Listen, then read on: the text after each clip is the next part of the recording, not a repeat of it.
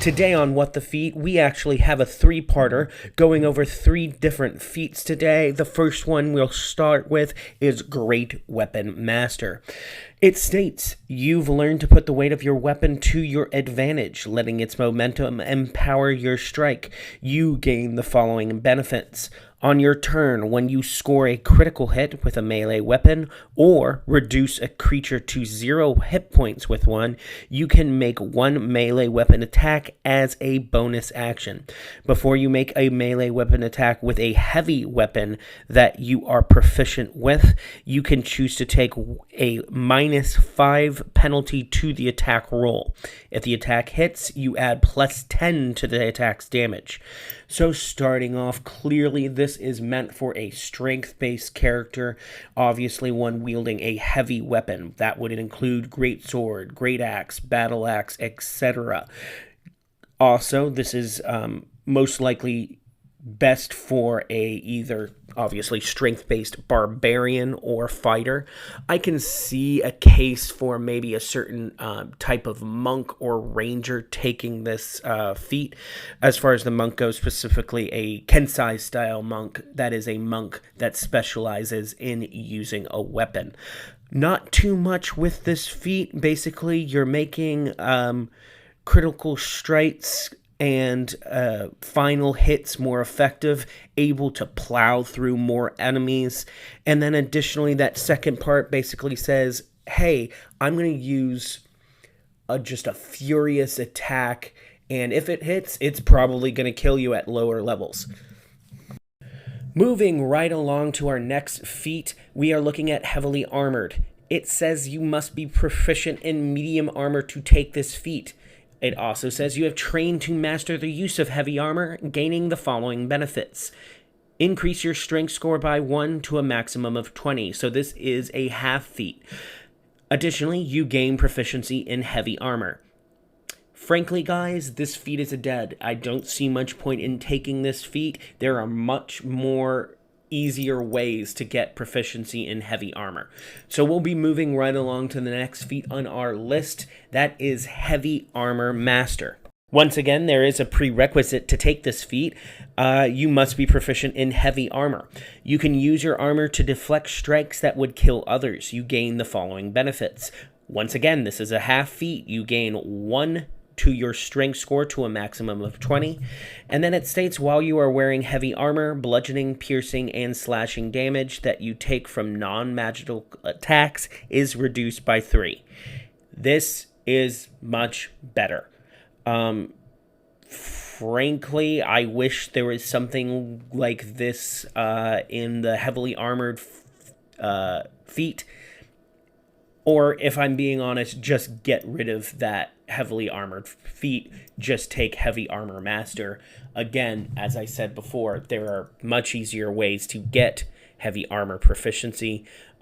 If you are already using heavy armor and you plan on doing that, you probably already are proficient. We're talking anything from a war cleric to most melee type classes have proficiency in heavy armor. Obviously, the exception to that would be certain monk subclasses. So the real benefit here, -3 damage to any bludgeoning, piercing, and slashing attacks that hit you. This is pretty great, and at lower levels, that could be all of it. And the only problem I really have with that is that it does not scale as you level up. So I could see a situation where this feat is really, really useful when you first take it, especially if you're, say, a variant human who took it at first level. I could see the first 3 or 4 levels that you have this feat.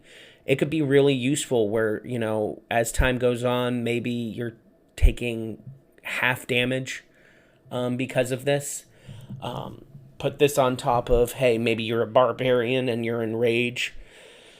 It could really reduce the damage you're taking, sure. That being said, when you get into higher levels and you're taking 20, 30, 40 damage per hit, gonna be honest, taking 3 damage off of that ain't really going to do much.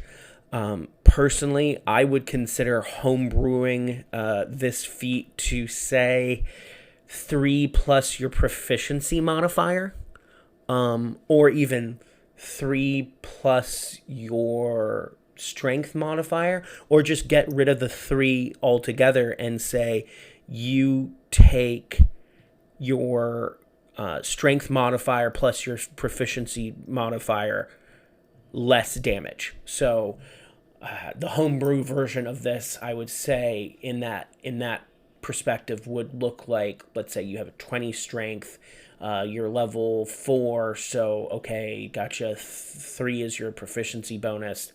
So you're taking 8 less damage, which at level 4, yeah, that's significant. You're not taking damage, but this would be useful then.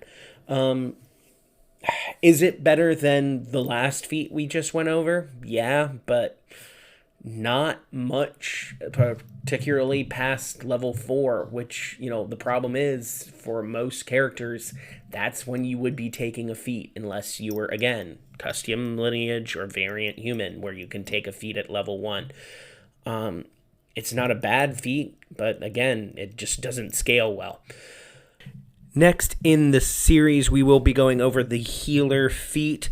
Before watching that, I would highly recommend watching the DM University discussion we had on how to be a healer or an effective healer in D&D and, actually have fun doing it. Additionally, our Learn to Spell series is coming towards the end here. We've only got the Bard class left as a full caster, and then we move on to our half caster classes of Paladin and Ranger. I will probably also go over the Arcane Trickster subclass for Rogue, because they obviously have a spellcasting ability. But please like, subscribe, comment, particularly comment what other series you guys would like, or whatever questions you have that you find don't get answered very well here on the YouTubes. Once again, folks, this is Matthew with Bardling's Banter, wishing you all 1d10 worth of inspiration.